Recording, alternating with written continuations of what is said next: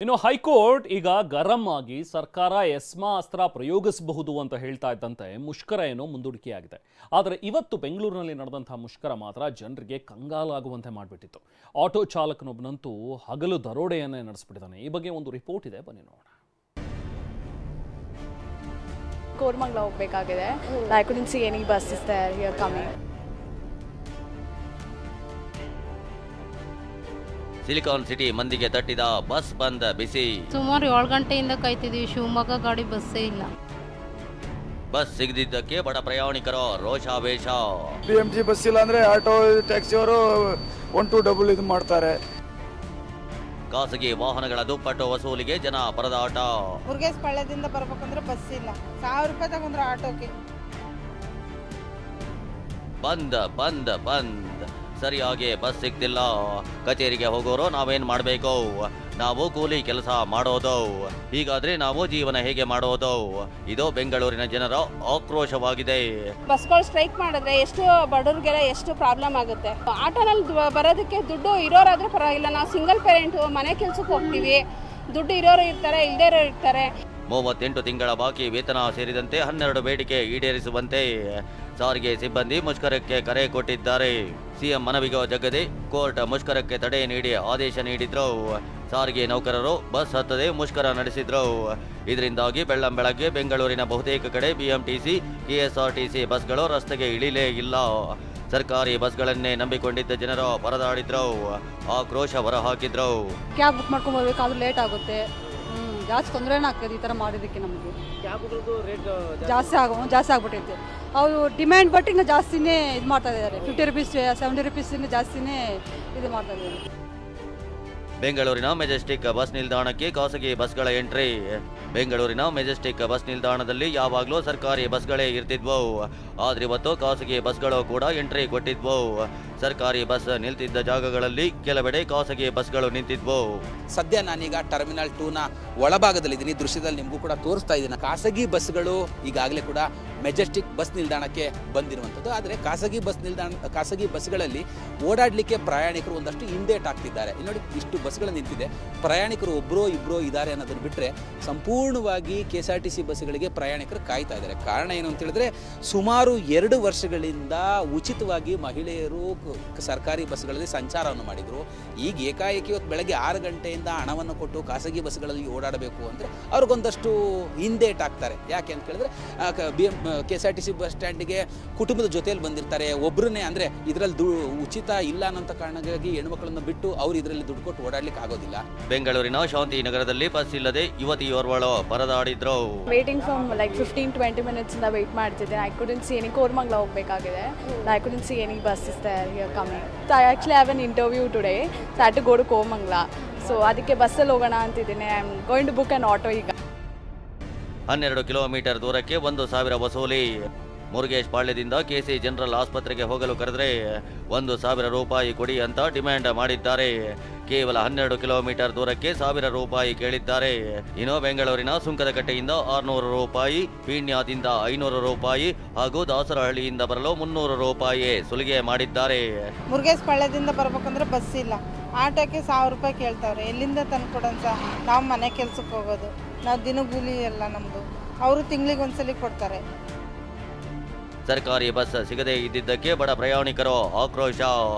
ಇದಿಷ್ಟೇ ಅಲ್ಲ, ಸರ್ಕಾರಿ ಬಸ್ಗಳನ್ನೇ ನಂಬಿಕೊಂಡಿದ್ದ ಬಡ ಪ್ರಯಾಣಿಕರು ಆಕ್ರೋಶ ಹೊರಹಾಕಿದ್ದು, ನಾವು ಕೂಲಿ ಕೆಲಸ ಮಾಡೋರು ಸರ್, ಹೀಗಾದ್ರೆ ಎಲ್ಲಿಗೆ ಹೋಗ್ಬೇಕು ಅಂತ ಅಳಲು ತೋಡಿಕೊಂಡ್ರು. ಎಲ್ಲರಿಗೂ ತೊಂದರೆ ಆಗುತ್ತೆ ಸರ್. ಯಾಕಂದ್ರೆ ಅದು BMT ಬಸ್ ಇಲ್ಲ ಅಂದ್ರೆ ಆಟೋ ಟ್ಯಾಕ್ಸಿ ಅವರು 1-2 ಇದು ಮಾಡ್ತಾರೆ. ನಾವೆಲ್ಲ ಕೂಲಿ ಕೆಲಸ ಮಾಡೋರು ಇದು ಮಾಡೋರು ಬಸ್ ಇದ್ರೆ ನಮಗೆ ಒಳ್ಳೇದಾಗತ್ತೆ. ಇಲ್ಲ ಅಂದ್ರೆ ಇದು ತೊಂದರೆ ಆಗುತ್ತೆ ಸರ್. ಅವ್ರು ಏನಿದೆಯೋ ಅದು ಬಗೆಹರಿಸಿದ್ರೆ ಇದಾಗತ್ತೆ ಸರ್, ಅಷ್ಟೇ ಸರ್. ಅವ್ರು ಏನಿದು ಮಾಡ್ತಾರೆ ಅದು ನೋಡ್ಬೇಕು. ಈಗ 36 ರೂಪಾಯಿ ಆಟೋ ಮೀಟ್ರ್ ಮಾಡಿದ್ದಾರೆ. ಇದು ಜಾಸ್ತಿ ಆಗಿದೆ ಈಗ. ಮತ್ತೆ ಅವರು 36 ಅಂದ್ರೆ 40 ರೂಪಾಯಿ ಇದು ಮಾಡ್ತಾರೆ ಮಿನಿಮಮ್ಮು. ಅದರಿಂದನೇ ಎಲ್ಲ ತೊಂದರೆ ಆಗುತ್ತೆ. ಬಸ್ಸಿಂದ ಎಲ್ಲ ಇದಾಗತ್ತೆ ಸರ್, ಅಷ್ಟೇ ಸರ್. ಇನ್ನೋ ಬಸ್ ಇಲ್ಲದೆ ಇದ್ದ ಕಾರಣ ಕೆಲ ಕಡೆಗಳಲ್ಲಿ ವಿದ್ಯಾರ್ಥಿಗಳು ಪರದಾಟ ಅನುಭವಿಸಿದ್ರು. ಕೆಲಸ ಕಾರ್ಯ ಬಿಟ್ಟು ಮಕ್ಕಳನ್ನ ಸ್ವಂತ ವಾಹನದಲ್ಲಿ ಪೋಷಕರು ಶಾಲೆಗೆ ಬಿಟ್ರು. ಸರ್ಕಾರಕ್ಕೆ ತಲೆ ಬುಡಾಗಿಲ್ಲ ಅಂತ ಕೆಂಡ ಕಾರಿದ್ರು. ಎಫೆಕ್ಟ್ ಆಗ್ತಾ ಇದೆ. ನಾವು ಇರೋಬ್ಬರ ಕೆಲಸ ಬಿಟ್ಟು ಮಕ್ಕಳನ್ನ ಕರ್ಕೊಂಬರಂಗಾಯ್ತು. ಸರ್ಕಾರಕ್ಕೆ ತಲೆ ಬುಡ ಇಲ್ಲ. ಏನು ಫ್ರೀ ಕೊಡಬೇಕು, ಏನು ಫ್ರೀ ಕೊಡಬಾರ್ದು ಅದು ಹೇಳೋರಿಲ್ಲ. ಬರೀ ಅವರು ಓಟ್ಗಾಗಿ, ಅವ್ರ ಅಧಿಕಾರಕ್ಕಾಗಿ ಏನು ಬೇಕೋ ಮಾಡ್ತಾರೆ. ಜನರ ಅನುಕೂಲಕ್ಕಾಗಿ ಯಾವ ಗೌರ್ಮೆಂಟು ಏನೂ ಮಾಡಲ್ಲ. ಬಸ್ಸನ್ನೇ ಡಿಪೆಂಡ್ ಆಗಿರೋ ಎಷ್ಟೋ ಜನ ಇರ್ತಾರೆ, ಅವ್ರಿಗೆಲ್ಲ ತೊಂದರೆ ಆಗೇ ಆಗುತ್ತೆ. ಇವತ್ತು ಆಟೋದವ್ರನ್ನ ಮಾತಾಡ್ಸೋಕ್ಕಿರಲ್ಲ, 100 ರೂಪಾಯಿ ಇರೋ ಕಡೆ 1000 ರೂಪಾಯಿ ಕೇಳ್ತಾರೆ. ಸಾಮಾನ್ಯ ಜನ ದುಡಿಯೋದೇ 500-600 ರೂಪಾಯಿ ಆದರೆ ಅವನು ಒಂದು ದಿನಕ್ಕೆ ಆಟೋ ಚಾರ್ಜ್ 1000 ರೂಪಾಯಿ ಕೊಡಬೇಕಂದ್ರೆ ಅವನ ಹೊಟ್ಟೆಗೆ ಏನು ತಿನ್ನಬೇಕು?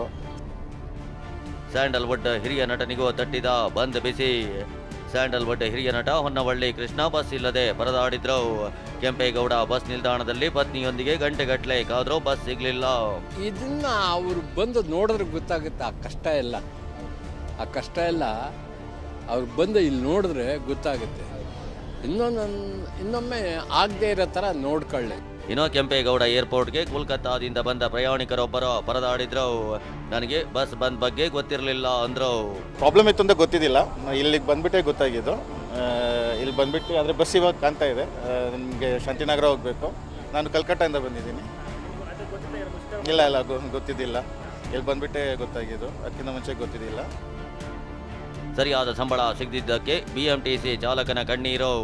ಸಾರಿಗೆ ಸಂಸ್ಥೆಯಲ್ಲಿ ಕೆಲಸ ಮಾಡ್ತಿರೋರು ಮನುಷ್ಯರಲ್ವಾ ಸರ್? ಅವರಿಗೆ ಹೆಂಡತಿ ಮಕ್ಕಳು ಇಲ್ವಾ ಅಂತ ಸರ್ಕಾರದ ವಿರುದ್ಧ ಬಿಎಂಟಿಸಿ ವಾಯುವಜ್ರ ಚಾಲಕ ಮಹಾಲಿಂಗಯ್ಯ ಕಣ್ಣೀರು ಹಾಕಿದ್ರು.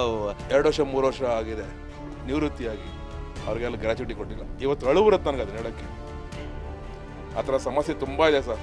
ಹೇಳ್ಕೊಳಕ್ಕೆ ಆಗಿದ್ದು ಇಷ್ಟೇ ಸರ್.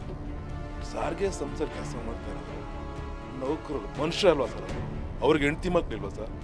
1,20,000 ಜನ ಎಂಪ್ಲಾಯ್ಸ್ ಇದ್ದೀವಿ. ಅದರಲ್ಲಿ ನಮ್ಮಂಥವ್ರು ನಮ್ಮನ್ನು ನಂಬ್ಕೊಂಡು 4-5 ಜನ ಮನೆಗಳಲ್ಲಿದ್ದಾರೆ. ಹೆಂಡತಿ ಮಕ್ಕಳು ಮೊಮ್ಮಕ್ಕಳು ಎಲ್ಲ ಇಟ್ಕೊಂಡು ನಾವು ತಂದೆ ತಾಯಿಗಳನ್ನ ಸಾಕಾಗ್ತಿದ್ರೆ ಇವತ್ತು ವೃದ್ಧಾಶ್ರಮಕ್ಕೆ ಸೇರಿಸಿದ ಪರಿಸ್ಥಿತಿಗಳು ನಾವೇ ಸೇರ್ಕೊಂಡು ಅನ್ನೋ ಪರಿಸ್ಥಿತಿಗಳು ಮಾಡ್ತೀವಿ. ಇನ್ನು ಸರ್ಕಾರಿ ಬಸ್ಗಳು ರಸ್ತೆಗೆ ಇಳಿಯದೇ ಇದ್ದಿದ್ರಿಂದ ಮೆಟ್ರೋಗಳತ್ತ ಜನರು ಮುಖ ಮಾಡಿದ್ರು. ಫುಲ್ ರಶ್ನಿಂದ ಜನರು ಪರದಾಡುವಂತಾಯ್ತು. Bureau report, TV9. ಬರೀ ಬೆಂಗಳೂರಲ್ಲಿ ಮಾತ್ರ ಅಲ್ಲ, ಜಿಲ್ಲೆಗಳಲ್ಲೂ ಕೂಡ ಇವತ್ತು ಸಾರಿಗೆ ನೌಕರರು ಬೆಳಿಗ್ಗೆಯಿಂದಲೇ ಮುಷ್ಕರ ನಡೆಸಿದ್ರು. ಹಾವೇರಿಯಲ್ಲಿ ಮಹಿಳಾ ಕಂಡಕ್ಟರ್ ಜೊತೆ ಕಿರಿಕ್ ನಡೆದಿತ್ತು. ಹಾಸನದಲ್ಲಿ ಹೈಡ್ರಾಮವೇ ನಡೆದು ಹೋಯಿತು. ಅತ್ತ ಕೋಲಾರದಲ್ಲಿ 2 ಬಸ್ಗಳ ಮೇಲೆ ಕಲ್ಲು ತೂರಾಟವೇ ನಡೆಸಲಾಗಿದೆ. ಈ ಬಗ್ಗೆ ಒಂದು ರಿಪೋರ್ಟ್ ಬನ್ನಿ ನೋಡಿ.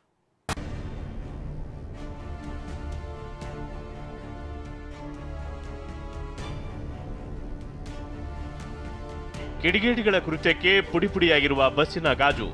ಒಂದು ಕಡೆ ಮಹಿಳಾ ಕಂಡಕ್ಟರ್ ಜೊತೆ ಪ್ರಯಾಣಿಕರು ತಕರಾರು ತೆಗೆದಿದ್ರೆ, ಮತ್ತೊಂದು ಕಡೆ ಸಾರಿಗೆ ಅಧಿಕಾರಿಗಳ ಜೊತೆ ಖಾಸಗಿ ಬಸ್ ಮಾಲೀಕರು ಹೈಡ್ರಾಮಾ ನಡೆಸುತ್ತಿದ್ದಾರೆ. ವಿವಿಧ ಬೇಡಿಕೆಗಳನ್ನು ಈಡೇರಿಸುವಂತೆ ಆಗ್ರಹಿಸಿ ರಾಜ್ಯಾದ್ಯಂತ ಸಾರಿಗೆ ನೌಕರರು ಮುಷ್ಕರ ನಡೆಸಿದ್ರು. ಜಿಲ್ಲೆಗಳಲ್ಲಿ ಬಸ್ಗಳ ಸಂಚಾರ ಸಂಪೂರ್ಣ ಸ್ತಬ್ಧವಾಗಿದ್ವು.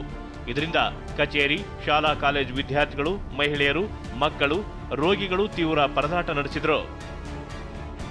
ಸಾರಿಗೆ ನೌಕರರ ಸಮರ, ಜಿಲ್ಲೆಗಳಲ್ಲಿ ಪರದಾಟ. ರಸ್ತೆಗಿಳಿದ ಬಸ್, ಕೋಲಾರದಲ್ಲಿ 2 ಬಸ್ಗಳಿಗೆ ಕಲ್ಲೆಸೆತ. ಬಂದ್ ನಡುವೆಯೂ ರಸ್ತೆಗಿಳಿದ ಸರ್ಕಾರಿ ಬಸ್ಗಳ ಮೇಲೆ ಕೋಲಾರದಲ್ಲಿ ಕಿಡಿಗೇಡಿಗಳು ಕಲ್ಲು ತೂರಾಟ ನಡೆಸಿದ್ದಾರೆ. 1-2 ಬಸ್ಗಳು ಕೇಂದ್ರ ಬಸ್ ನಿಲ್ದಾಣಕ್ಕೆ ತರಿಸುತ್ತಿದ್ದಂತೆ ಕಲ್ಲು ತೂರಾಟ ನಡೆದಿದೆ. ಇನ್ನು ಮಧ್ಯಾಹ್ನದ ಹೊತ್ತಿಗೆ ಕೋಲಾರದಿಂದ ಹೊರಟಿದ್ದ ಬಸ್ ಒಂದು ಬೇತಮಂಗಲ ರಸ್ತೆಯಲ್ಲಿನ ಹರಟಿ ಕ್ರಾಸ್ ಬಳಿ ಬರ್ತಿದ್ದಂತೆ ಕಲ್ಲು ತೂರಲಾಗಿದೆ. 2 ಕಲ್ಲೆಸೆದು ದುಷ್ಕರ್ಮಿಗಳು ಪರಾರಿಯಾಗಿದ್ದಾರೆ. ಏನು ರಸ್ತೆಗಿಳಿದಂತ ಸರ್ಕಾರಿ ಬಸ್ಗಳ ಮೇಲೆ ಕಲ್ಲು ತೂರಾಟ ನಡೆದಿದೆ. ಅದರಲ್ಲೂ 2 ಬಸ್ಗಳ ಮೇಲೆ ಕಲ್ಲು ತೂರಾಟ ನಡೆದಿದೆ. ನಾನು ದೃಶ್ಯದಲ್ಲಿ ನೋಡೋದಾದ್ರೆ ಇದು ಏನು ಕೋಲಾರದಿಂದ ಬೇತಮಂಗಲಕ್ಕೆ ಹೋಗಿ ಬರ್ತಾ ಇದ್ದಂಥ ಸಂದರ್ಭದಲ್ಲಿ ಕೋಲಾರ ತಾಲೂಕು ಹರ್ಟಿ ಗೇಟ್ ಬಳಿ ದುಷ್ಕರ್ಮಿಗಳು ಕಲ್ಲು ತೂರಾಟವನ್ನು ನಡೆಸಿರುವಂಥದ್ದು. ಮುಖಕ್ಕೆ ಬಟ್ಟೆಯನ್ನು ಕಟ್ಕೊಂಡ್ ಬಂದಂತ 3 ಜನ ಮುಸುಕುದಾರಿಗಳು ಬೈಕ್ನಲ್ಲಿ ಬಂದು ಕಲ್ಲು ತೂರಾಟವನ್ನು ನಡೆಸಿರುವಂಥದ್ದು. ಇತ್ತ ಗದಗ್ನಲ್ಲೂ ಸರ್ಕಾರಿ ಬಸ್ಗೆ ಕಿಡಿಗೇಡಿಗಳು ಕಲ್ಲು ತೂರಾಟ ನಡೆಸಿದ್ದಾರೆ. ಹುಬ್ಬಳ್ಳಿ ಹೊರವಲಯದ ಗದಗ ರಸ್ತೆಯಲ್ಲಿ ಹೊಸಪೇಟೆ ವಿಭಾಗದ ಬಸ್ಗೆ ಕಲ್ಲು ತೂರಾಟ ನಡೆದಿದೆ. 2 ಮಾಸ್ಕ್ ಧಾರಿಗಳ ಕಲ್ಲೇಟಿಗೆ ಬಸ್ನ ಮುಂಭಾಗದ ಗ್ಲಾಸ್ ಸಂಪೂರ್ಣ ಜಖಮಾಗಿದೆ.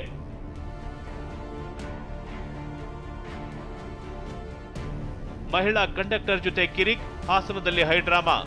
ಹಾವೇರಿ ಬಸ್ ನಿಲ್ದಾಣದಲ್ಲಿ ಪ್ರಯಾಣಿಕರು ಮಹಿಳಾ ಕಂಡಕ್ಟರ್ ಜೊತೆ ಕಿರಿಕ್ ಮಾಡಿದ್ರು. ಬಸ್ ಹೋಗುವುದಿಲ್ಲ, ಕೆಳಗೆ ಇಳಿಯಿರಿ ಅಂತ ಮಹಿಳಾ ಕಂಡಕ್ಟರ್ ಹೇಳಿದ್ದಕ್ಕೆ ಕೆರಳಿದ ಪ್ರಯಾಣಿಕರು ಯಾಕೆ ಬಸ್ ಬಿಡಲ್ಲ ಅಂತ ಮಾತಿನ ಚಕಮಕಿ ನಡೆಸಿದ್ರು.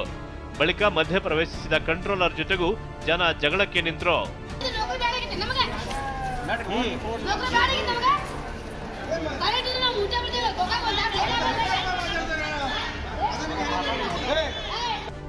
ಇನ್ನು ಹಾಸನದಲ್ಲಿ ಪ್ರಯಾಣಿಕರಿಗೆ ತೊಂದರೆಯಾಗದಂತೆ ಪರ್ಯಾಯ ವ್ಯವಸ್ಥೆ ಕಲ್ಪಿಸಿ ಖಾಸಗಿ ವಾಹನಗಳನ್ನು ತರಿಸಲಾಗಿತ್ತು. ಬಳಿಕ ಮಧ್ಯಾಹ್ನದ ಹೊತ್ತಿಗೆ ಖಾಸಗಿ ಚಾಲಕರನ್ನ ತಂದು ಸಾರಿಗೆ ಬಸ್ ಸಂಚಾರ ಆರಂಭಿಸಲು ಅಧಿಕಾರಿಗಳು ಮುಂದಾದರು. ಆಗ ಖಾಸಗಿ ಬಸ್ಗಳ ಮಾಲೀಕರು ಆಕ್ರೋಶ ವ್ಯಕ್ತಪಡಿಸಿದ್ರು. ಆರ್ಟಿಒ ಅಧಿಕಾರಿಗಳು ಹೇಳಿದ್ರು ಅಂತ ಜನರಿಗೆ ತೊಂದರೆ ಆಗಬಾರದು ಅಂತ ನಾವು ಬಂದ್ವಿ, ಆದ್ರೆ ಖಾಸಗಿ ಚಾಲಕರನ್ನ ತಂದು ಸರ್ಕಾರಿ ಬಸ್ ಓಡಿಸೋಕೆ ಪ್ರಯತ್ನಿಸುತ್ತಿದ್ರಿ ಅಂತ ಕಿಡಿಕಾರಿದ್ರು. ಸರ್ಕಾರಿ ಬಸ್ ಮುಷ್ಕರಕ್ಕೆ ಸೆಡ್ಡು ಹೊಡೆದ ಅಧಿಕಾರಿಗಳು ಹುಬ್ಬಳ್ಳಿ ಬಸ್ ನಿಲ್ದಾಣದಲ್ಲೂ ಖಾಸಗಿ ವಾಹನಗಳ ವ್ಯವಸ್ಥೆ ಮಾಡಿದ್ರು. ಹುಬ್ಬಳ್ಳಿ ಬಸ್ ನಿಲ್ದಾಣದಲ್ಲಿ ಕ್ರೂಸರ್, ಟೆಂಪೋಗಳ ಮೂಲಕ ಪ್ರಯಾಣಿಕರಿಗೆ ಪರ್ಯಾಯ ವ್ಯವಸ್ಥೆ ಕಲ್ಪಿಸಿದ್ದಾರೆ. ಇತ್ತ ಹುಬ್ಬಳ್ಳಿಯ ಕಿಮ್ಸ್ ಆಸ್ಪತ್ರೆಗೆ ಬಂದಿದ್ದ ರೋಗಿಗಳು ವಾಪಸ್ ತೆರಳಲಾರದೆ ಪರದಾಡಿದ್ದಾರೆ. ಜಿಲ್ಲೆಯ ಬೇರೆ ಬೇರೆ ಗ್ರಾಮದಿಂದ ಬಂದಿದ್ದ ರೋಗಿಗಳು ಬೆಳಗ್ಗೆಯಿಂದ ಬಸ್ಗಾಗಿ ಕಾದು ಸುಸ್ತಾಗಿದ್ದಾರೆ. ಇನ್ನು ಬಸ್ ಬಂದ್ನಿಂದ ಖಾಲಿಯಾಗಿರುವ ನಿಲ್ದಾಣದಲ್ಲಿ ಜನ ಕ್ರಿಕೆಟ್ ಆಡಿದ್ರು. ಬಸ್ ನಿಲ್ದಾಣ ಈಗ ಕ್ರಿಕೆಟ್ ಏನು ಗ್ರೌಂಡ್ ಆಗಿ ಮಾರ್ಪಟ್ಟಿದೆ. ಈಗ ಕೇಂದ್ರ ಬಸ್ ನಿಲ್ದಾಣದಲ್ಲಿ ಏನು ಯಾವುದೇ ಬಸ್ ಸಂಚಾರ ಇಲ್ಲ, ಯಾವ ಬಸ್ಗಳು ಕೂಡ ಪ್ಲಾಟ್ಫಾರ್ಮ್ಗೆ ಬಂದಿಲ್ಲ. ಹೀಗಾಗಿ ಇಡೀ ಬಸ್ ನಿಲ್ದಾಣ ಸಂಪೂರ್ಣ ಖಾಲಿಯಾಗಿದೆ. ಹೀಗಾಗಿ ಯುವಕರು ಇವತ್ತಿನ ದಿನ ಆ ಒಂದು ಬಸ್ ನಿಲ್ದಾಣ ಈಗ ಕ್ರಿಕೆಟ್ ಏನು ಮೈದಾನ ಆಗಿ ಮಾಡ್ಕೊಂಡಿದ್ದಾರೆ. ಹುಬ್ಬಳ್ಳಿಯಲ್ಲಿ ಸಾರಿಗೆ ಮುಷ್ಕರದಿಂದ ಜನರು ಖಾಸಗಿ ಬಸ್ಗಳ ಮೊರೆ ಹೋಗಿದ್ದಾರೆ. ಬಸ್ ಫುಲ್ ಆದ ಪರಿಣಾಮ ಬಸ್ನ ಹಿಂಭಾಗದಲ್ಲಿ ನೇತಾಡಿ ಒಬ್ಬ ವ್ಯಕ್ತಿ ಪ್ರಯಾಣಿಸಿದ್ದಾನೆ. ಇನ್ನು ಮುಷ್ಕರ ಹಿನ್ನೆಲೆ ರಾಮನಗರ ಬಸ್ ನಿಲ್ದಾಣದಲ್ಲೂ ಪ್ರಯಾಣಿಕರು ಪರದಾಡಿದ್ರು. ಊರಿಗೆ ತೆರಳಲು ಬಸ್ ವ್ಯವಸ್ಥೆ ಕಲ್ಪಿಸುವಂತೆ ಪ್ರಯಾಣಿಕರು TV9 ಬಳಿ ಮನವಿ ಮಾಡಿದ್ರು. ನಾವು ಕೆಲ್ಸಕ್ಕೆ ಹೋಗ್ಬೇಕು ಸರ್, ಈಗ ಅದಕ್ಕೆ ಪ್ರೈವೇಟೇ ಆಗಲಿ ಹೋಗುವ ಅಂತ ಬಂದೋ. ಈಗ ಬೆಳಿಗ್ಗೆಯಿಂದ ಬಂದೋ ಬಸ್ಗಳಿಲ್ಲ ಸರ್. ಈಗ ಹೋಗ್ಲಿ ಒಂದಾರು ಹಾಕೊಡಿ, ನಮಗೆ ಆ ಕಡೆ ರೂಟ್ ಕಾರ್ವೇ ಒಂದೆರಡು ಹಾಕೊಡಿ. ಚಿಕ್ಕಬಳ್ಳಾಪುರದಲ್ಲಿ ಸಾರಿಗೆ ಮುಷ್ಕರಕ್ಕೆ ಮಿಶ್ರ ಪ್ರತಿಕ್ರಿಯೆ ವ್ಯಕ್ತವಾಗಿದೆ. ಬೆಳಗ್ಗೆ ಬಸ್ಗಳು ಸಂಚಾರ ಆರಂಭಿಸಿದ್ರು ಪ್ರಯಾಣಿಕರ ಸಂಖ್ಯೆ ಮಾತ್ರ ಕಡಿಮೆ ಇತ್ತು. ವಿಜಯಪುರದ ಬಸ್ ನಿಲ್ದಾಣದಲ್ಲೂ ಸರ್ಕಾರಿ ಬಸ್ ಬಾರದೆ ಪ್ರಯಾಣಿಕರು ಪರದಾಡಿದರು. ಹೀಗಾಗಿ ಅಧಿಕಾರಿಗಳು ಖಾಸಗಿ ವಾಹನಗಳ ವ್ಯವಸ್ಥೆ ಮಾಡಿದರು. ಕೊಪ್ಪಳದಲ್ಲಿ ಸಾರಿಗೆ ಮುಷ್ಕರದ ಬಿಸಿ ಎಷ್ಟರ ಮಟ್ಟಿಗೆ ತಟ್ಟಿದೆ ಅಂದ್ರೆ ಬಸ್ ಬರುತ್ತೆ ಅಂತ ಕಾದು ಪ್ರಯಾಣಿಕರು ನಿಲ್ದಾಣದಲ್ಲೇ ನಿದ್ದೆಗೆ ಜಾರಿದರು. ಕಲ್ಪತರು ನಾಡು ತುಮಕೂರಿನಲ್ಲಿ ಬಸ್ ಮುಷ್ಕರ ಹಿನ್ನೆಲೆ ಪ್ರಯಾಣಿಕರು ತಮ್ಮ ಕೆಲಸಗಳಿಗೆ ತೆರಳಲಾಗದೆ ಪರದಾಡಿದರು. ಬಸ್ ನಿಲ್ದಾಣಕ್ಕೆ ಬಂದಿದ್ದ ಮಹಿಳೆಯರು ಬಸ್ ಸಿಗದೆ ಕಂಗಾಲಾಗಿದ್ರು. ಮೈಸೂರಿಗೆ ಹೋಗ್ಬೇಕಾಗಿತ್ತು, ನಮಗೆ ಸ್ಟ್ರೈಕು ಅಂತ ಗೊತ್ತಿರಲಿಲ್ಲ ಸರ್. ಇವತ್ತು ತುಂಬ ತೊಂದರೆ ಆಗಿದೆ ಸರ್ ನಮ್ಗಳಿಗೆ. ಇವಾಗ ಅರ್ಜೆಂಟ್ ಹೋಗ್ಲೇಬೇಕಿತ್ತು ನಾವು. ಹಾಸ್ಟೆಲು ಅಲ್ಲಿಂದನೂ ಇಲ್ಲಿಗೆ ಬಸ್ ಇರಲಿಲ್ಲ, ಪ್ರೈವೇಟ್ ಬಸ್ಸಲ್ಲಿ ಬಂದ್ವಿ. ಇಲ್ಲೂ ಕೂಡ ಬಸ್ ಇಲ್ಲ, ತುಂಬ ತೊಂದರೆ ಆಗ್ತಿದೆ. 1.5 hour ಮೇಲಾಯಿತು ಬಂದು. ಅಲ್ಲದೆ ತುಮಕೂರು, ಕೊಪ್ಪಳ ವಿವಿ ಪರೀಕ್ಷೆಗಳು ಮುಂದೂಡಲಾಗಿದೆ. ತುಮಕೂರು ವಿವಿಯ ಸ್ನಾತಕ ಮತ್ತು ಸ್ನಾತಕೋತ್ತರ ಪರೀಕ್ಷೆಗಳು ಹಾಗೂ ಕೊಪ್ಪಳ ವಿವಿಯ ಸ್ನಾತಕೋತ್ತರ ಪರೀಕ್ಷೆ ಮುಂದೂಡಿಕೆ ಮಾಡಲಾಗಿದೆ. ಬೆಳಗಾವಿಯಲ್ಲಿ ಸಾರಿಗೆ ಬಸ್ ಬಾರದ ಹಿನ್ನೆಲೆ ವಿದ್ಯಾರ್ಥಿಗಳು ಸಂಕಷ್ಟ ಅನುಭವಿಸಿದ್ರು. ಇಂದು PUC ಮೊದಲ ವರ್ಷದ ಪರೀಕ್ಷೆಗಳಿದ್ವು. ಹೀಗಾಗಿ ಬೆಳಗಾವಿ ಕೇಂದ್ರ ಬಸ್ ನಿಲ್ದಾಣಕ್ಕೆ ಬಂದಿದ್ದ ವಿದ್ಯಾರ್ಥಿಗಳು ಬಸ್ ಸಿಗದೆ ಹೈರಾಣಾದರು. ಚಿತ್ರದುರ್ಗದಲ್ಲಿ ಸಾರಿಗೆ ಬಸ್ ಇಲ್ಲದೆ ಬಾಣಂತಿ ಪರದಾಡಿದ್ರು. ಹೆರಿಗೆ ಬಳಿಕ ಮೊದಲ ಸಲ ಪತಿ ಊರಿಗೆ ಹೊರಟಿದ್ದ ಬಾಣಂತಿ ಬಸ್ ಸಿಗದೆ ಕಂಗಾಲಾಗಿದ್ರು. ಜಗಳೂರು ಹತ್ರ ಹೊಸದುರ್ಗಕ್ಕೆ ಹೋಗ್ಬೇಕು, ಬಸ್ಸಿಗೆ ಅಂತ ಬಂದ್ವಿ, ಬಸ್ ಇಲ್ಲ ಸರ್. ಇವಾಗ ಸರ್ ಪ್ರೈವೇಟಿಗೆ ಹೋಗ್ಬೇಕು, ಬಸ್ ಇಲ್ಲ ಅಂದ್ಮೇಲೆ ಮತ್ತೆ ಅಲ್ಲಿಗೆ ಹೋಗ್ಬೇಕು ಸರ್, ಏನೂ ಮಾಡೋಕ್ಕಾಗಲ್ಲ. ಮಂಡ್ಯ, ರಾಮನಗರ, ಮೈಸೂರಿನಲ್ಲೂ ಬಸ್ ಬಂದ್ ಬಿಸಿ ತಟ್ಟಿತು. ಸರ್ಕಾರಿ ಬಸ್ಗಳಲ್ಲಿ ಉಚಿತ ಪ್ರಯಾಣ ನಂಬಿದ್ದ ಮಹಿಳಾ ಪ್ರಯಾಣಿಕರು ಅನಿವಾರ್ಯವಾಗಿ ಹಣ ಕೊಟ್ಟು ಖಾಸಗಿ ಬಸ್ಗಳಲ್ಲಿ ಪ್ರಯಾಣಿಸಬೇಕಾಯಿತು.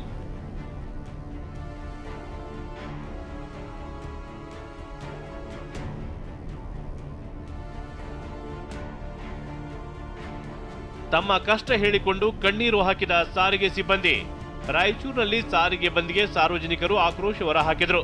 ಮೊದಲು ಬಸ್ ಬಿಡ್ರಿ ಅಂತ ಸಾರಿಗೆ ಸಿಬ್ಬಂದಿ ಜೊತೆ ಪ್ರಯಾಣಿಕರು ಕಿರಿಕ್ ಮಾಡಿದ್ರು. ಈ ವೇಳೆ ತಮ್ಮ ನೋವನ್ನ ನೆನೆದ ನಿರ್ವಾಹಕ ರವೀಂದ್ರ ಟಿವಿ ಕ್ಯಾಮೆರಾ ಮುಂದೆ ಕಣ್ಣೀರಿಟ್ರು. ನಮ್ಮ ಪರಿಸ್ಥಿತಿ ಕೇಳೋರೇ ಯಾರು ಇಲ್ಲ. ಸಿದ್ದರಾಮಯ್ಯ ಸಾಹೇಬ್ರಿಗೆ ಕೈ ಮುಗಿ ಕೇಳ್ಕೊತೀನಿ, ನಮ್ದು ಏನಾದ್ರು ಕೊಟ್ಬಿಡ್ರಿ ಸರ್. ನಾನು ಇಲ್ಲ ಅಂದ್ರೆ ನಾನು ಹೇಳಕ್ಕೆ ಮನಸ್ಸು ಆಯ್ತು ನೋಡ್ರಿ ಸರ್. ನಮ್ಮ ಅಧಿಕಾರಿಗಳು ಪ್ರೆಷರ್ಲಿಂದ ನಾನು ಸತ್ತೋಲಕ್ಕೆ ರೆಡಿ ಆಯ್ತಿದ್ದೀನಿ. ಜೀವ ಕೊಟ್ಟರು ಪರವಾಗಿಲ್ಲ, ನಮ್ಮ ಸಂಸ್ಥೆಗೋಸ್ಕರ ನಾನು 27 ವರ್ಷ ಸರ್ವಿಸ್ ಮಾಡಿದ್ದೀನಿ ಸರ್. ನ್ಯಾಯ ಕೇಳಲು ಹೋರಾಟ ಮಾಡಿದ್ರೆ ಎಸ್ಮಾ ಜಾರಿ ಮಾಡ್ತಾರೆ ಅಂತ ಕೆಂಪೇಗೌಡ ಏರ್ಪೋರ್ಟ್ನಲ್ಲಿ ಬಸ್ ಚಾಲಕ ಗಳಗಳನೆ ಹಚ್ಚಿದ್ದಾರೆ. 2 ವರ್ಷ 3 ವರ್ಷ ಆಗಿದೆ ನಿವೃತ್ತಿಯಾಗಿ, ಅವ್ರಿಗೆಲ್ಲ ಗ್ರಾಚ್ಯುಟಿ ಕೊಟ್ಟಿಲ್ಲ. ಇವತ್ತು ಅಳು ಬರುತ್ತೆ ನನಗೆ ಅದನ್ನ ಹೇಳಕ್ಕೆ ಸರ್. ಮತ್ತೊಂದು ಕಡೆ ಮುಷ್ಕರವನ್ನೇ ಬಂಡವಾಳ ಮಾಡಿಕೊಂಡ ಖಾಸಗಿ ವಾಹನಗಳು ಹಾಗೂ ಆಟೋ ಚಾಲಕರು ದುಪ್ಪಟ್ಟು ಹಣ ವಸೂಲಿ ಮಾಡಿದರು. Bureau report TV9.